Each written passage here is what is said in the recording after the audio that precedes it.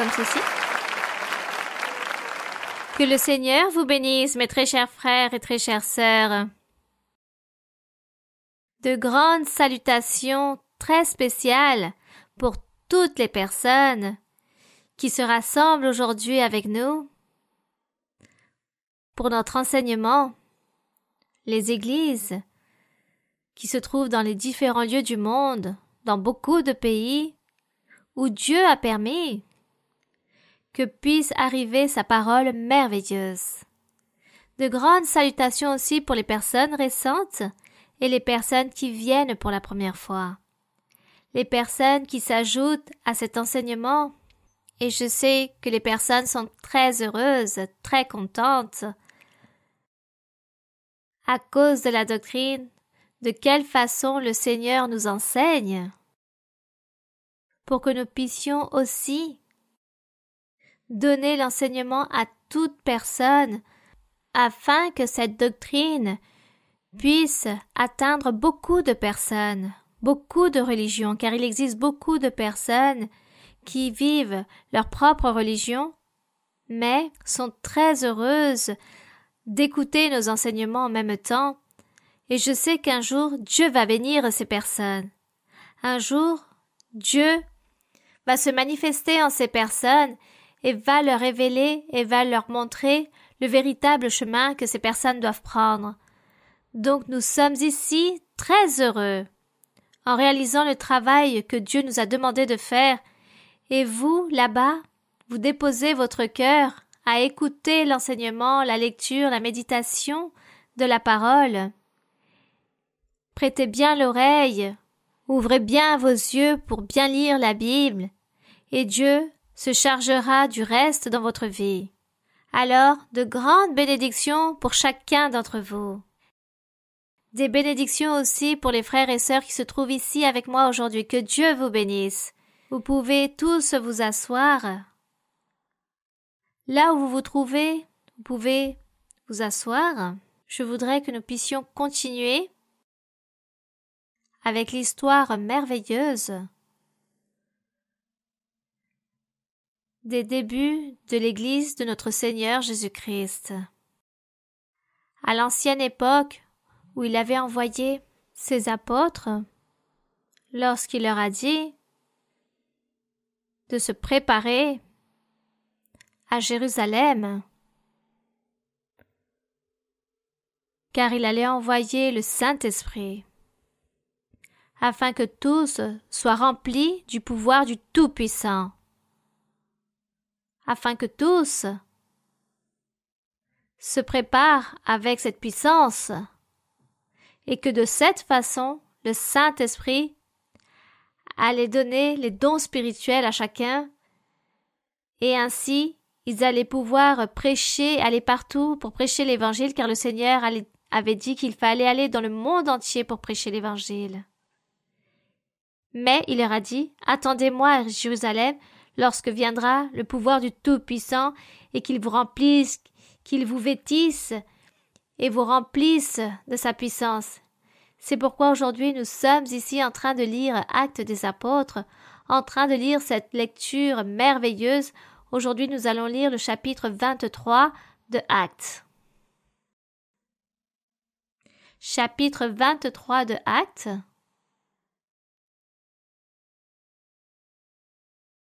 Et nous allons continuer ici dans cette lecture merveilleuse.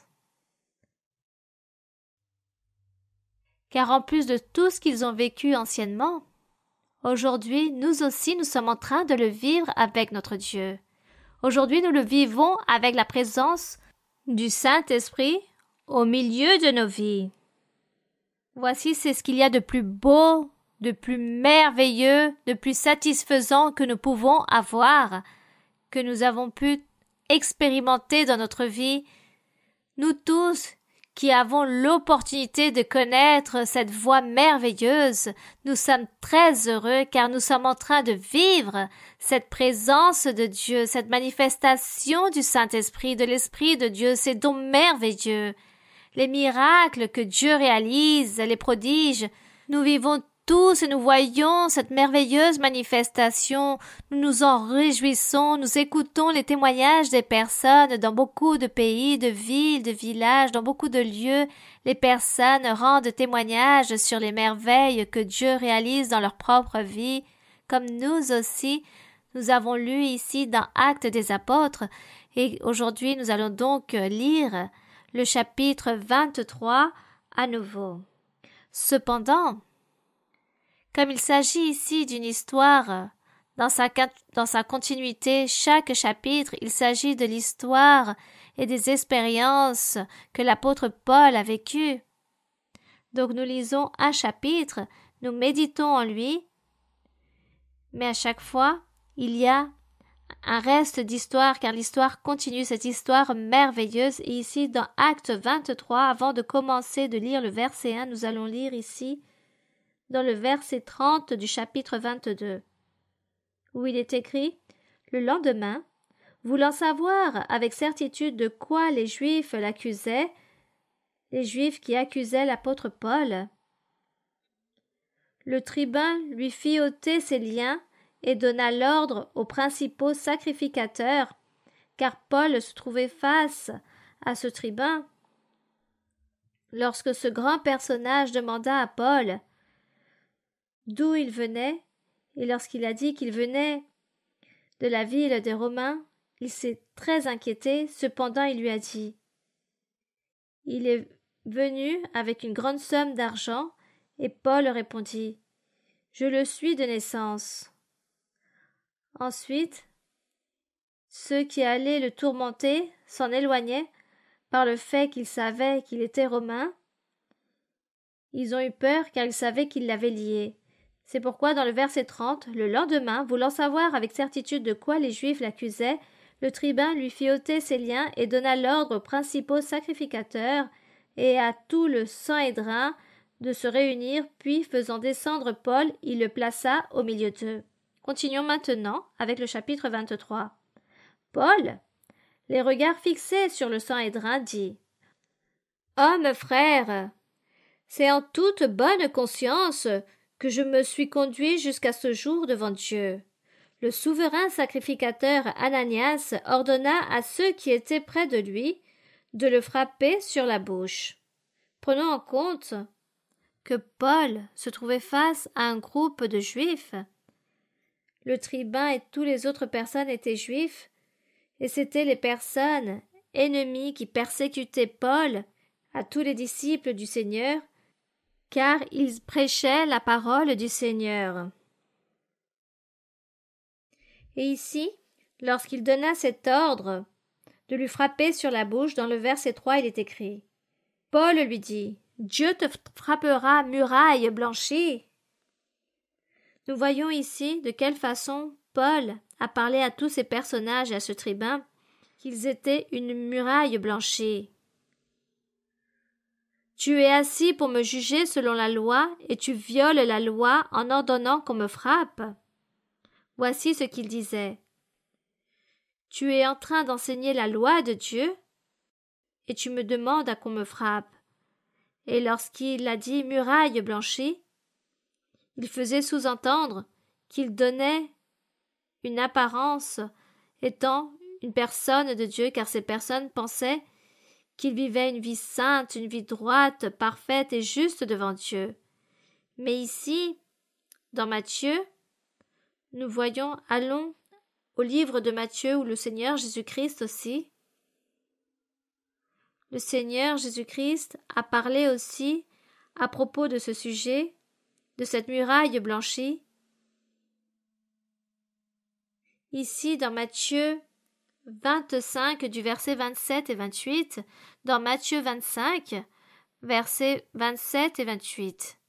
Ici, dans ce chapitre de Matthieu, le Seigneur Jésus-Christ parle et accuse les scribes et les pharisiens, car il disait « Ces personnes qui enseignent la loi de Moïse, qui pratiquent, il s'agit des docteurs de la loi à ce moment-là, et ces personnes pensaient être saintes, parfaites, mais le Seigneur Jésus-Christ, dans ce chapitre de Matthieu, les accusent à travers de leur hypocrisie, par leur manque d'honnêteté envers Dieu, et donner juste une simple apparence de vivre une vie droite devant Dieu.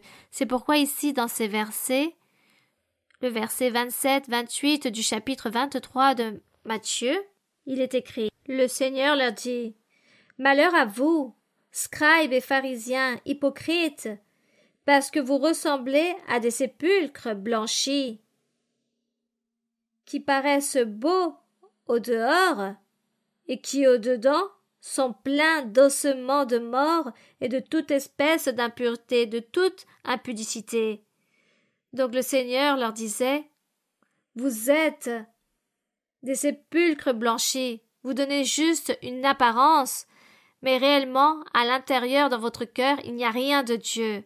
Et si nous méditons et nous pensons en nous-mêmes aussi aujourd'hui, comment menons-nous notre vie?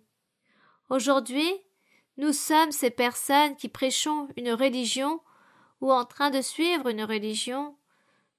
Alors nous devons penser, si nous sommes comme ces sépulcres blanchis, que nous donnons juste une simple apparence, mais à l'intérieur dans notre cœur, tout est rempli de méchanceté, de péché, d'impureté, en train de faire des choses non correctes, vivant comme ceux du monde.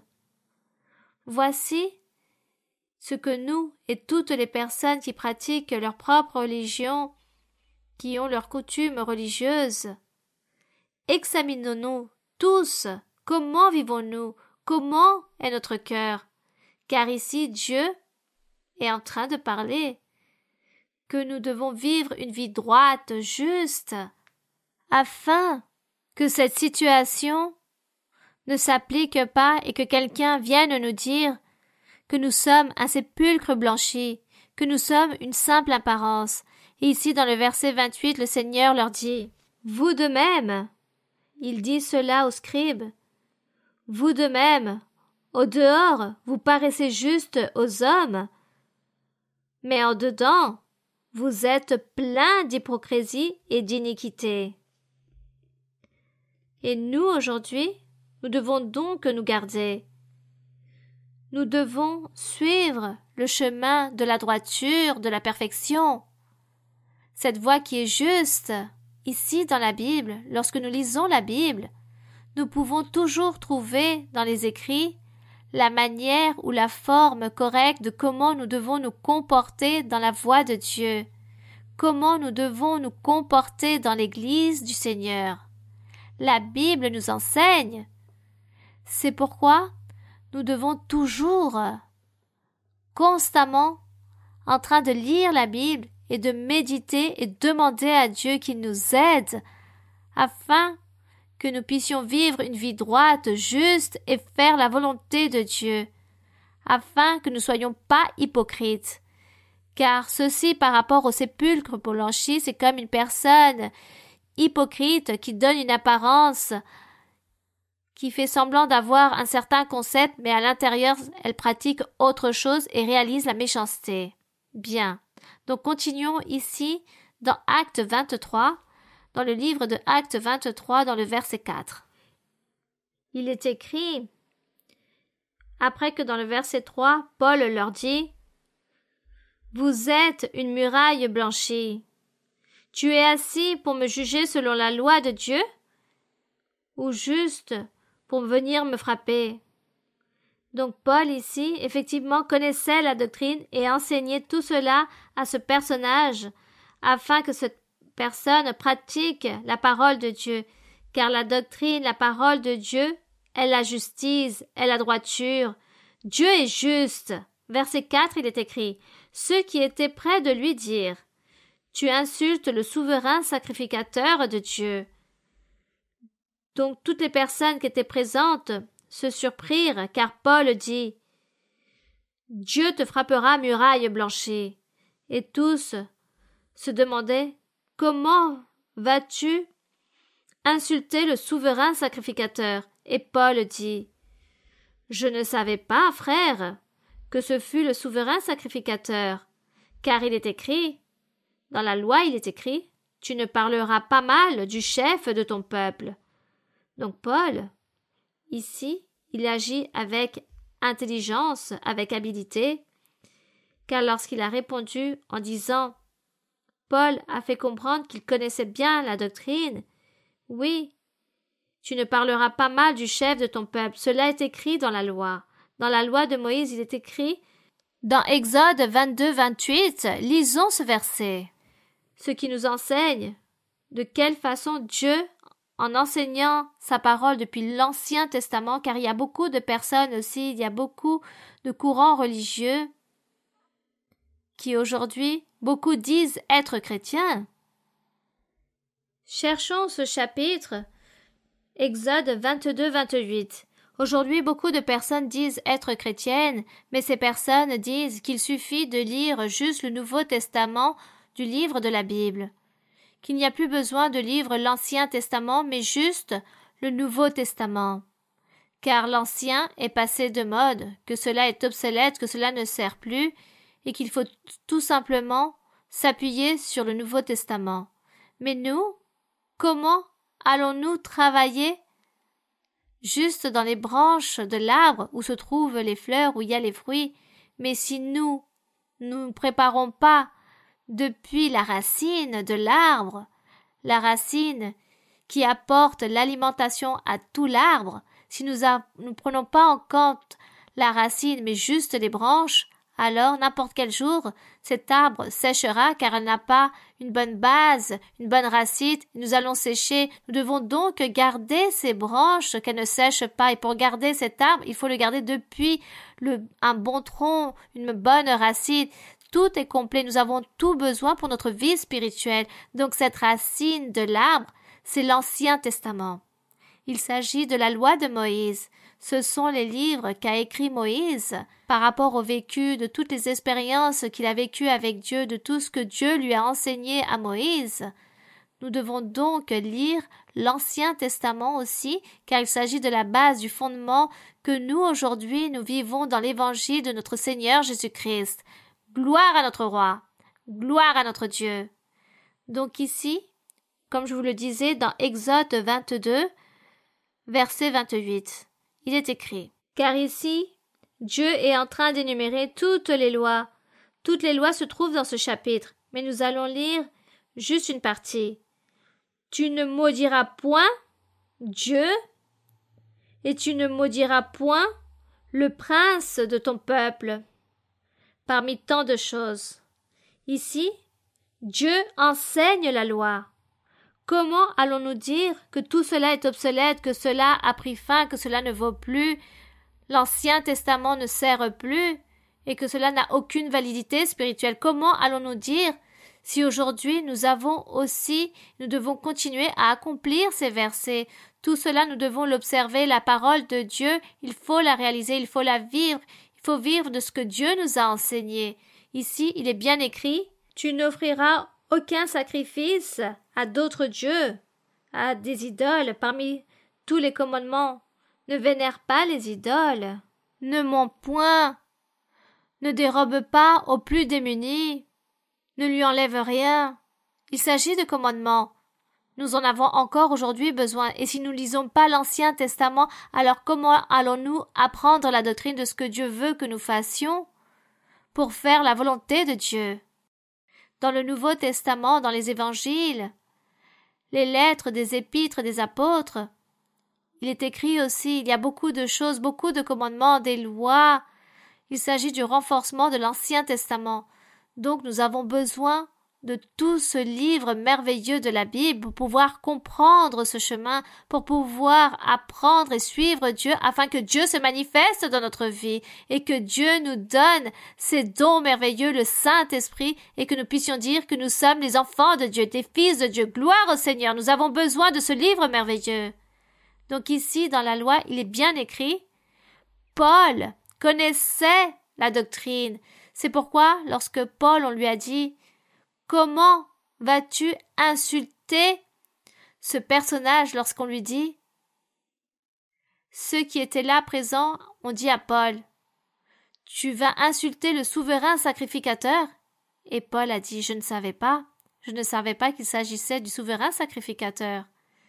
Car de toute façon, il est bien écrit, et je connais la doctrine, il est bien écrit, tu ne maudiras point le chef de ton peuple. Et cela était vrai. Donc Paul leur a démontré qu'il connaissait la doctrine et qu'il s'agissait d'une personne qui observait les commandements du Seigneur. Comme nous aujourd'hui aussi, nous nous efforçons pour observer et accomplir la parole de Dieu, pour observer ses commandements, en obéissant aux commandements de Dieu. Et lorsque quelqu'un lui demande « Seigneur, mais quels sont les commandements ?» le Seigneur commence à énumérer tous ces commandements et à dire de quels il s'agit afin que les personnes ne puissent dire que les personnes ne les connaissent pas, que personne ne leur a enseigné, que la parole n'a jamais été enseignée par rapport à ces commandements de Dieu. Le Seigneur a toujours été attentif à vouloir nous enseigner ces commandements pour nous éloigner du mal, afin que nous renoncions au mal, à toutes les choses mauvaises qui s'appellent le péché, et si nous n'y arrivons pas, Dieu nous aidera. Alors Paul ici, d'une manière habile, il a dit « Je connais la doctrine ». Lorsque Dieu a dit « Tu ne parleras pas mal du chef de ton peuple ». Verset 6. Paul, sachant qu'une partie de l'assemblée était composée de Sadducéens et l'autre de pharisiens, s'écria dans le Sanhédrin. « Hommes frères, je suis pharisien, fils de pharisien. C'est à cause de l'espérance et de la résurrection des morts que je suis mis en jugement. » Lorsqu'il dit cela, il s'éleva une discussion entre les pharisiens et les sadducéens, et l'assemblée se divisa. Car les sadducéens disent qu'il n'y a point de résurrection et qu'il n'existe ni ange ni esprit, tandis que les pharisiens affirment les deux choses. Lisons donc un peu lorsque le Seigneur Jésus-Christ aussi, lorsqu'il a dû s'affronter à toutes ces personnes. Ici, par exemple, lisons dans Philippiens, chapitre 3. Lisons dans le chapitre 3 de Philippiens, au niveau du verset 1 au 6. Lorsqu'ici, Paul affirme, nous allons donc lire ici, tout d'abord, au sujet de la lignée de Paul, de ses origines, qui il était, d'où il venait, lorsque Paul dit qu'il était pharisien, fils de pharisien, pour pouvoir se défendre devant toute cette foule, ces personnes qui se trouvaient face à lui, qui voulaient lui ôter la vie. Et Paul, ici, dans Philippiens chapitre 3, Paul dit, Paul se dirige à l'église de Philippiens, à Timothée, il leur écrit et leur dit, Au reste, mes frères, réjouissez-vous dans le Seigneur. Je ne me lasse point de vous écrire les mêmes choses, et pour vous cela est salutaire. Prenez garde aux chiens, prenez garde aux mauvais ouvriers, prenez garde aux faux circoncis, qu'il fallait qu'ils se gardent de toutes ces personnes. Il leur disait, il s'agissait, il les comparait comme des chiens qui trahissent, qui mordent, qui se cachent, mais également des mauvais ouvriers qui donnent une apparence, qui étaient comparés comme ces sépulcres blanchis, et qu'il fallait prendre garde aussi aux faux circoncis, aux personnes qui obligeaient de réaliser les circoncisions, à ces chrétiens qui s'étaient convertis à l'évangile du Seigneur, et les gens obligeaient les chrétiens à se circonciser, sachant que la circoncision prenait fin avec l'évangile du Seigneur Jésus-Christ. Mais comme ces personnes n'arrivaient pas à comprendre, obligeaient les autres à faire cela. Ici, Paul donnait ses conseils et disait à Timothée et à toutes ces personnes, « Prenez garde avec toutes ces personnes, car nous sommes la circoncision. » Il disait, « Nous sommes ceux qui sont circoncis, qui sont au service de Dieu avec esprit. Nous nous glorifions en Jésus-Christ et ne mettons point notre confiance en la chair. » Il disait, « Oui, nous sommes circoncis, mais notre circoncision, c'est notre vie spirituelle, notre cœur. Ce n'est plus celle qui est physique, il ne s'agit plus de cette petite opération qu'il fallait faire sur l'homme, et personne ne voulait comprendre cela. C'est pourquoi il y avait tous ces conflits, toutes ces querelles, toutes ces confusions par rapport à cette doctrine au sujet de la circoncision, sachant que les règles de la loi de Moïse étaient restées là-bas et tous voulaient continuer à les exécuter, mais Dieu était très loin du cœur des personnes. Et dans l'Évangile, le Seigneur voulait être dans le cœur de chaque personne et leur enseigner que toutes ces choses, il s'agissait d'une représentation symbolique et que maintenant la circoncision devait venir du cœur, en esprit, elle n'était plus physique. C'était la lutte qu'il y avait continuellement, anciennement, lors du commencement, dans les débuts de la prédication de l'Évangile, car les apôtres ont dû affronter toutes ces choses, beaucoup de choses, avec toutes ces personnes qui s'y opposaient. C'est pourquoi Paul leur dit « Nous venons et appartenons à cette circoncision, mais celle qui est spirituelle, celle en esprit. » Verset 4. Moi aussi, cependant, j'aurais sujet de mettre ma confiance en la chair, c'est-à-dire en la loi de Moïse. Si quelqu'un autre croit pouvoir de confier en la chair ou la loi de Moïse, je le puis bien davantage. Moi, circoncis le 8e jour, dit-il, de la race d'Israël, de la tribu de Benjamin, hébreu, né d'hébreu, quant à la loi pharisien.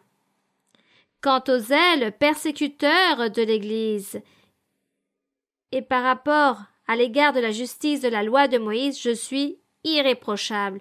Voici ce que Paul était en train de mettre en évidence et en train d'enseigner à toutes les personnes qui le suivaient et à tous les apôtres. C'est pourquoi ici, Paul, dans le verset 6 de Actes, ici, il parlait, surtout dans le verset 7, quand il eut dit cela, il s'éleva une discussion entre les pharisiens et les sadducéens lorsqu'ils ont entendu que pharisiens étaient fils de pharisiens. C'était quelque chose de très important. Et l'assemblée se divisa. Cela servit à Paul, qui mit l'assemblée en division, ce groupe de personnes qui se trouvaient là. L'assemblée se divisa. C'est pourquoi il est écrit cela. Dans le verset 8, il est écrit « Car les Sadducéens disent qu'il n'y a point de résurrection, car ils étaient juifs et ne croyaient pas en cela. » Il est écrit qu'il n'existe ni ange ni esprit, tandis que les pharisiens affirment que les deux choses existent, qu'il y a bien des anges et la résurrection. Cela, le Seigneur l'a parlé très clairement ici dans Matthieu 22, 23. Ici, dans le chapitre 22 de Matthieu, verset 23, il parle aussi à propos de ce sujet, à propos de ce fait, et nous allons le lire, surtout pour les lecteurs de la Bible, car je sais qu'il y a beaucoup de personnes qui ne lisent pas la Bible, peut-être parce que ces personnes se remplissent de paresse ou ne prennent pas le temps de lire. Alors, je pense qu'il est très bon de lire. Et ici, dans Matthieu 22, 23, il est écrit. Il est écrit, le même jour, les Sadducéens. Vous êtes prêts dans la lecture? Matthieu 22, 23. Le même jour, les Sadducéens qui disent qu'il n'y a point de résurrection vinrent auprès de Jésus et lui firent cette question.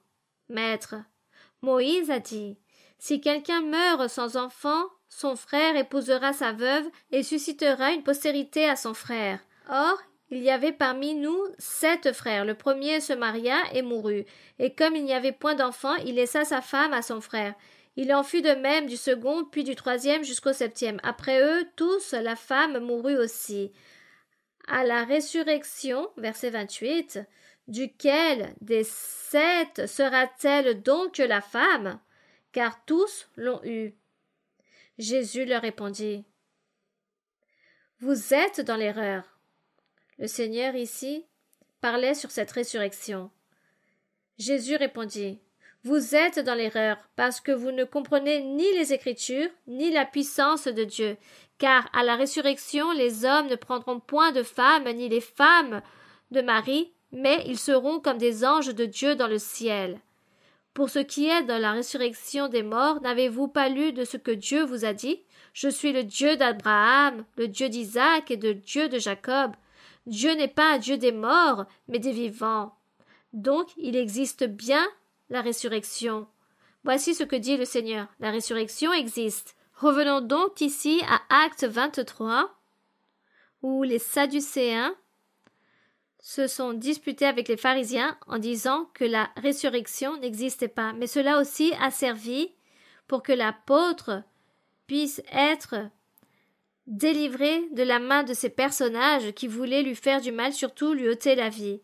Et ensuite, dans le verset 9, il est écrit « Il y eut une grande clameur, cette division, les pharisiens, les sadducéens, chacun avec leur propre croyance, car il y eut une grande clameur et quelques scribes du parti des pharisiens s'étant levés, engagèrent un vif débat et dirent « Nous ne trouvons aucun mal en cet homme, peut-être un esprit ou un ange lui a-t-il parlé ?»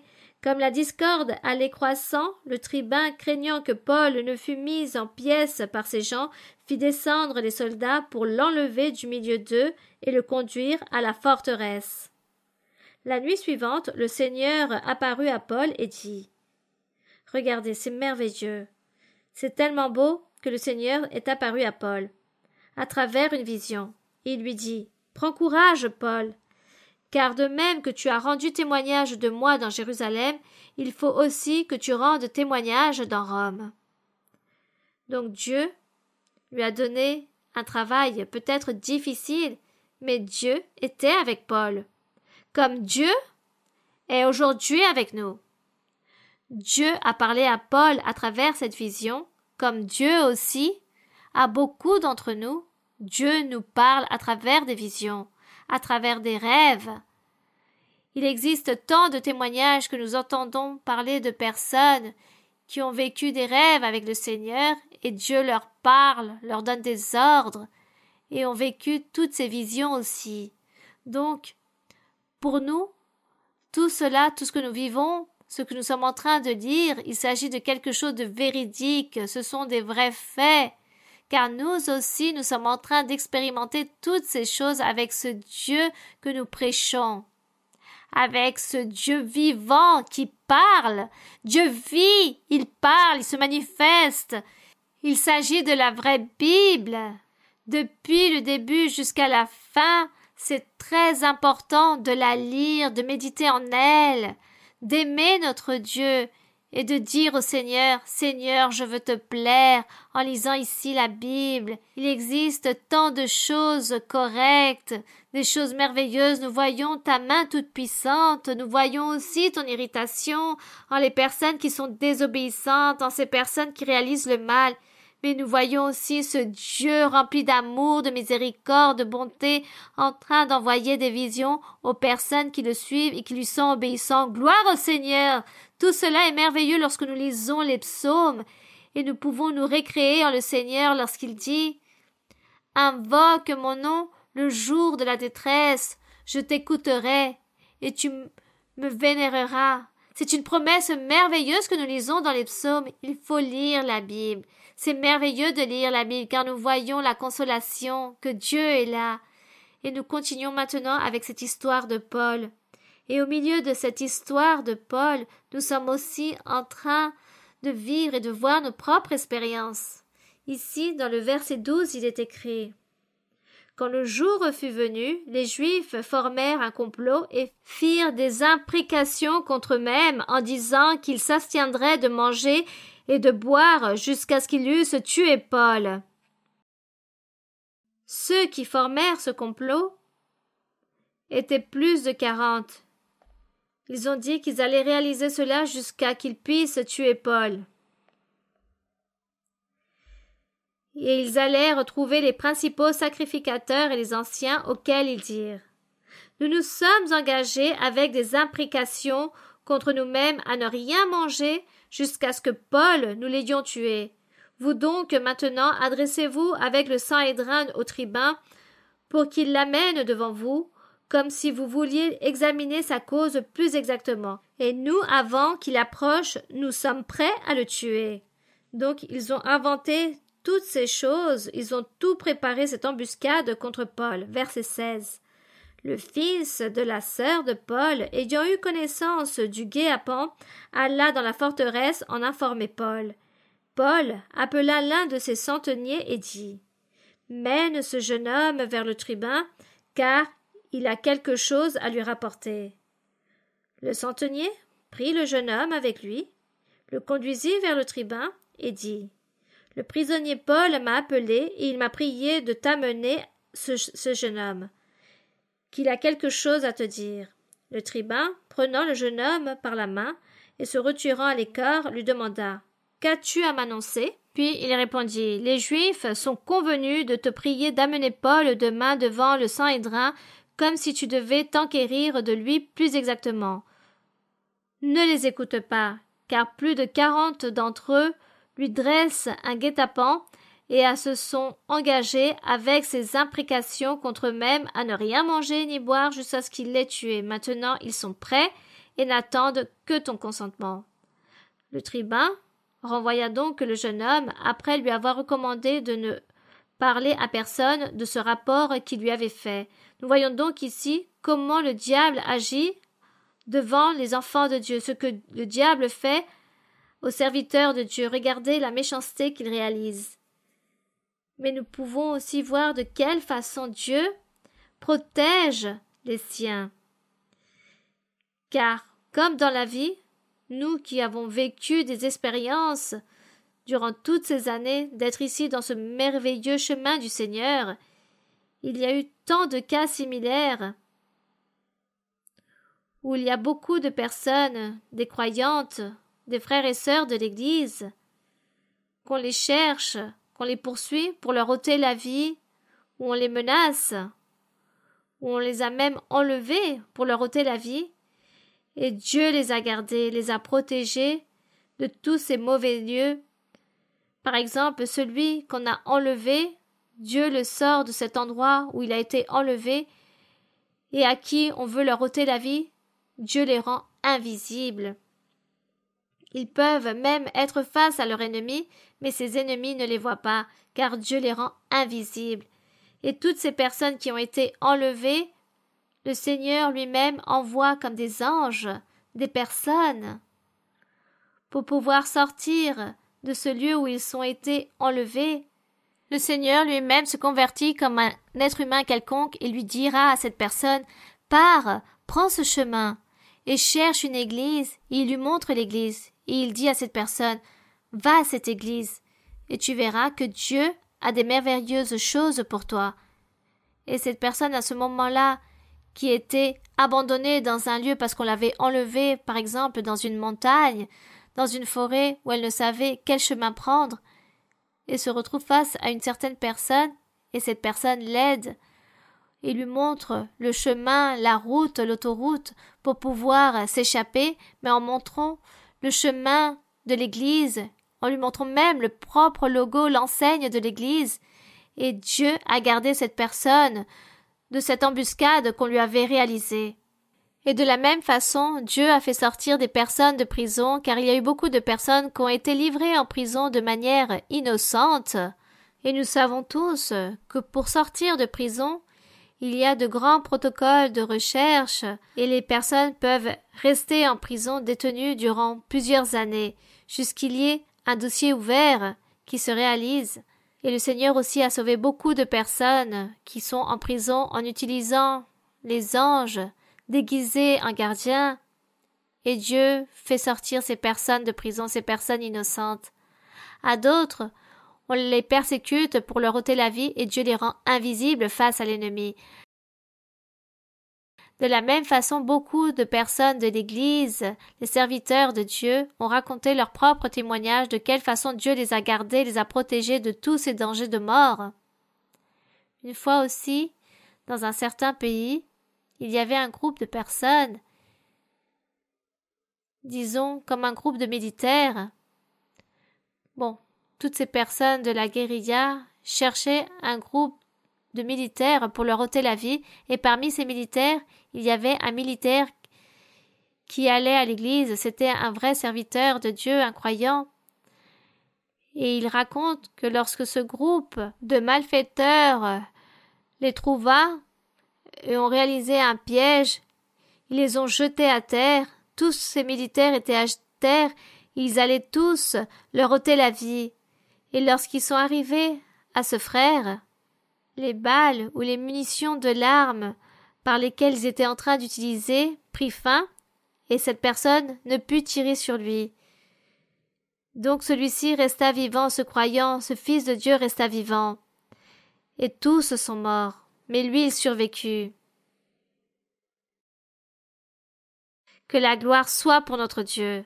Ce frère renda témoignage de comment Dieu l'avait gardé, de comment il a pu voir aussi de quelle façon il a pu voir la mort de tous ses compagnons, et lorsque son tour arriva, je ne sais pas comment nous pouvons dire les munitions ou l'arme étaient complètement vides, et ainsi Dieu fait avec tous ses fils.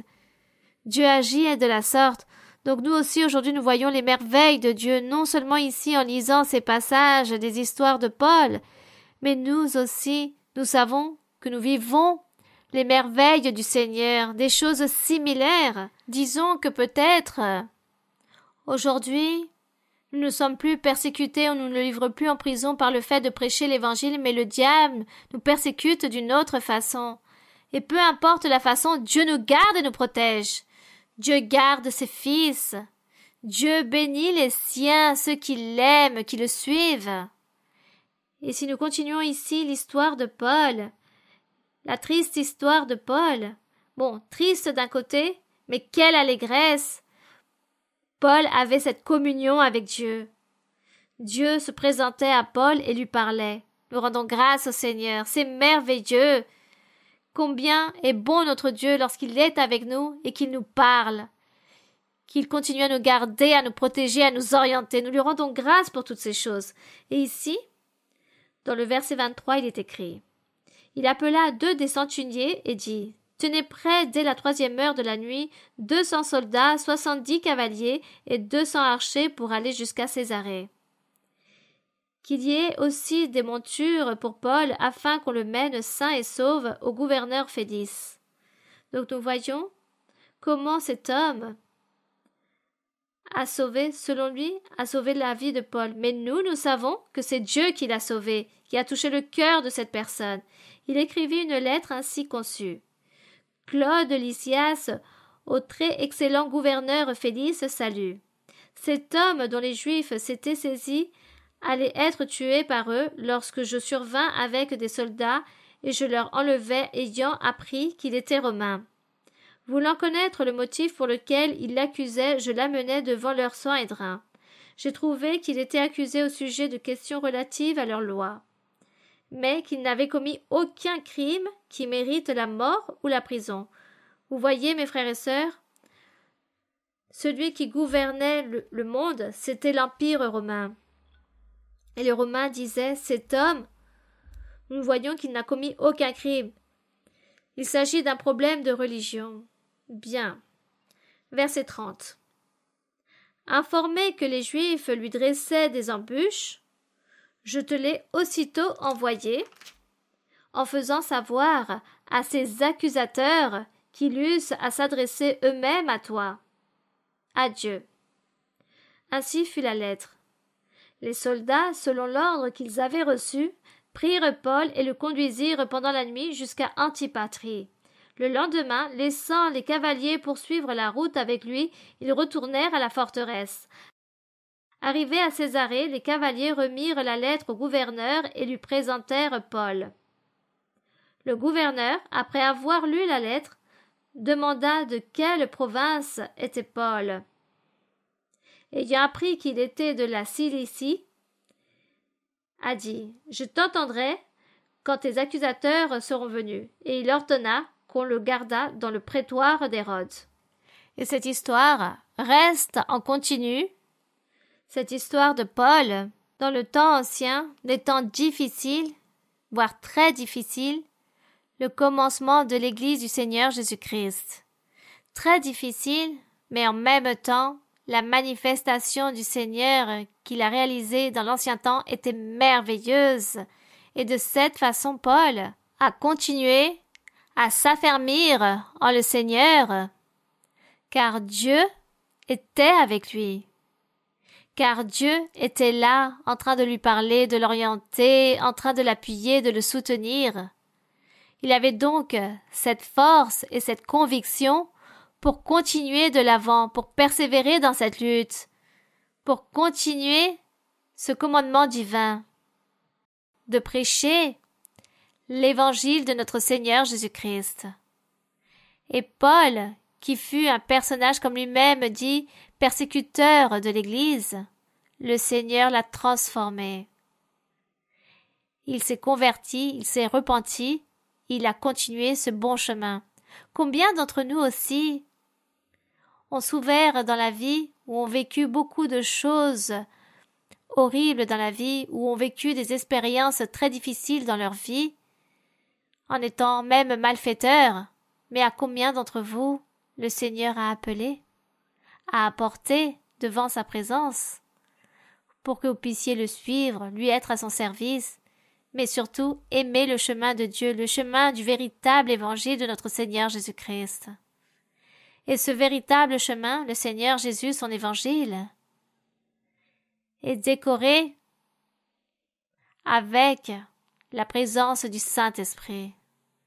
Le Saint-Esprit est avec nous, il nous oriente, il nous guide, il nous enseigne.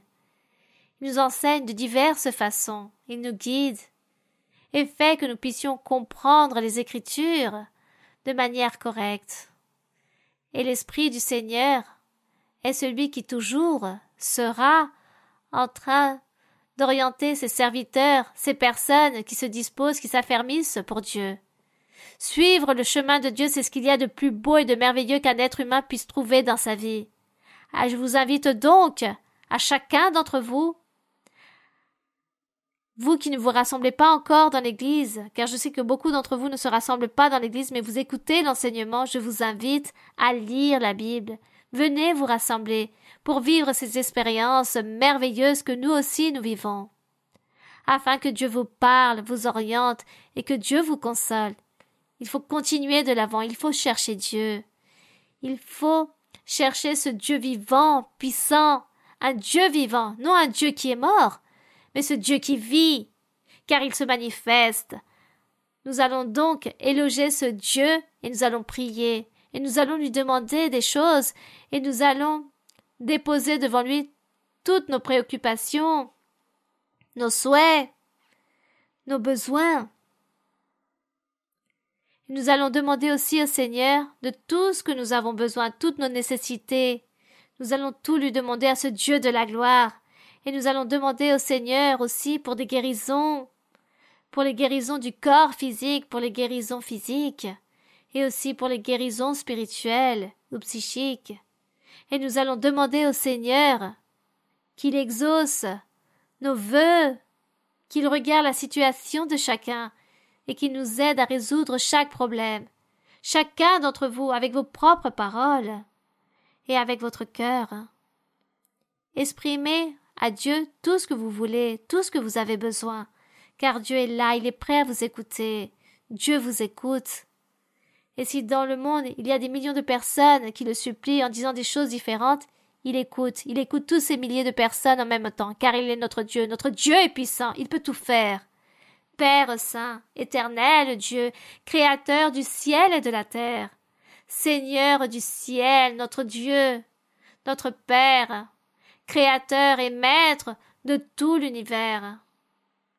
Nous sommes devant toi, mon Seigneur, pour te rendre grâce, pour te bénir, pour louer ton nom, pour t'honorer, mon Seigneur, pour te dire que tu es digne de toute louange, de les louanges de ton peuple, comme le Seigneur Jésus-Christ disait, comme il l'a dit un jour dans un psaume.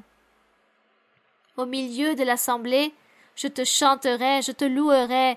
Seigneur, tu es avec nous. Et l'assemblée est là, face à toi, disposée pour te louer, pour te glorifier, pour te chanter, pour éloger ton nom et te chercher avec tout son cœur, avec tout notre être. Seigneur, tends ta main toute puissante sur chaque homme, chaque femme, chaque enfant, personnes âgées, peu importe l'âge. Tends ta main toute puissante, mon Seigneur, sur chacun d'entre eux. Bénis-les, Seigneur. Regarde les maladies psychiques, physiques et les maladies mortelles, ces graves maladies qui mènent à la mort, ces maladies comme le cancer qui conduit à la mort. Sois miséricordieux, mon Seigneur. Donne une nouvelle opportunité de vie à ces personnes qui te supplient, mon Seigneur, à toutes ces personnes qui souffrent ces maladies, et aussi les maladies mentales. Tends ta main, mon Seigneur, et guéris, libère, romps toutes les chaînes, délie, Seigneur, ôte les maladies, les malédictions, sois miséricordieux de chacun d'entre nous, sois miséricordieux de toutes ces personnes qui souffrent les maladies, sois miséricordieux de tous ceux qui vivent ces souffrances, qui vivent des tribulations, des persécutions, des accidents, de toutes ces personnes qui sont restées dans la pauvreté. Aide-les. Que ta main toute-puissante bénisse, mon Seigneur. Donne à toutes ces personnes qui ont besoin, qui sont dans le besoin. Tu es notre Père, notre Créateur, notre Pasteur divin, notre divin berger. Tu es le Roi des rois, le Seigneur des seigneurs. Nous te louons, mon Seigneur. Nous te donnons l'honneur, la gloire, la louange. Béni soit ton nom. Béni soit le Seigneur. Puissant est le Seigneur. Merci, mon Père, au nom glorieux de Jésus-Christ, ton Fils bien-aimé. Gloire à celui qui vit et qui règne éternellement. Amen. Béni soit le Seigneur. Cada día con Cristo me llena de perfecta paz. Cada día con Cristo le amo más y más. Él me salva y guarda y sé que pronto